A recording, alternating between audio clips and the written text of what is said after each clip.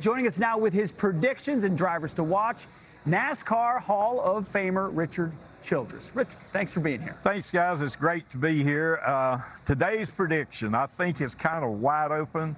We got the new next-gen car here. I don't think any of us really know. We know what we had at Daytona, but coming here, this is a totally different track.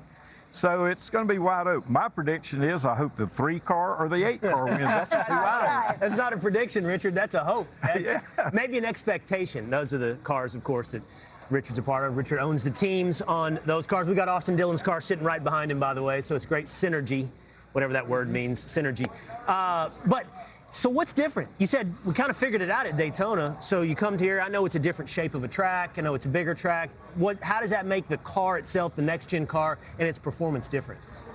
Daytona becomes a really strong handling track. This one isn't quite as sensitive to handling. It still is, but the aerodynamics here is totally different than when you go to Daytona. So we used to have, we don't now with these cars, we used to have a Daytona car and a Talladega car because it was that much different. So you love NASCAR, but you also love Fox. We were talking at the break, Richard and I, and he said his wife says he has a Fox fever because he only watches Fox and Fox weather.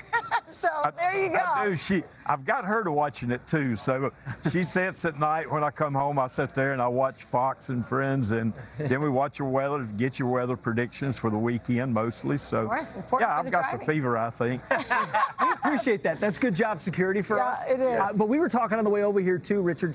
You're a guy who puts his money where his mouth is too. You said the ammunition, you delivered 1 million rounds to the Ukrainian defense, and it was delivered. Yes, and we got a letter. Fred Wagonall's our CEO of Ammo Inc. We got a letter from the defense minister of Ukraine thanking us, and we were one of the first ones to jump out there. Fred and Ammo Inc. did, and to be able to do that and see. It's just pitiful to see what's going on today. All we can do now is pray for them and send all the support we can for them. I'd love to see our government get behind and go do something. We really need it bad. I mean, they're sending money, but man, we got so much surplus military sitting around the country we could send right there. We left a lot of that in Afghanistan, by the way. Yeah, if we would have only had that, we could have shipped right over there. It'd make a world of difference to that country. Yeah. Well, Rachel's pointed it out throughout the weekend. The culture of NASCAR, America, the support for American interests and the patriotism is just integrated into the NASCAR world. So before we go, though, back to the race today, you told us what your hopes are with the 3 and the 8. We saw at Daytona, speedway racing, super speedway racing, fast, but at the end, chaotic.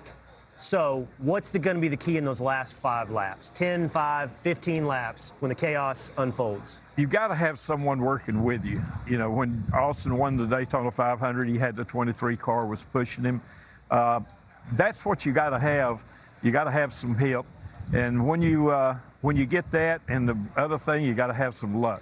They say you make your luck, but here you've got to have a little luck to miss the melee and everything that's going to happen in front. And do some of those alliances come together during the race? I mean, you've got a strategy, but I got to believe as the race develops, you find out who's fast, who's moving with you. Yeah, what happens at that point, you know, you get down to the last 5 or 6 laps, 4 or 5, it's kind of everybody on their own. Like yesterday, Jeffrey said, tell the 27 to work with me until 3 and 4 and we'll go. Then everything gets shuffled up, and it was a wild race yesterday also. Can't wait to see the finish today. Yeah. Well, Richard Childress, we want to thank you so much for being with us. Thank you, guys, and thank you for what you do for our great country. We got to save this country. It's up to us. We do have a great country. It is worth saving. Very well said. Yeah. Thank you. And we'll be pulling for the 3 and the 8 today. We'll be following them for sure. Make sure to follow Fox's coverage of NASCAR starting later today at 2:30 p.m. Eastern Time. It is Talladega, and you're not going to want to miss it. You know, if we kept up with Pete's promises over a 4-hour period, he's got about 5, 6, 7 cars he's going to be pulling for. I'm pulling for the 3. I'm pulling for the 3. I'm pulling for the 7. You also got to pull for 77. It's the Fox Nation car that's going to be on the track. Yeah. So I don't know what you're talking about, Will. That's 3 cars right there. All right. I back off. 3.